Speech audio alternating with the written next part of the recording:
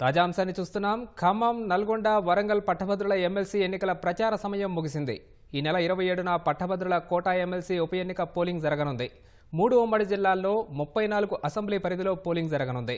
June 5న పట్టభద్రుల ఉప ఎన్నిక ఫలితం రానుంది.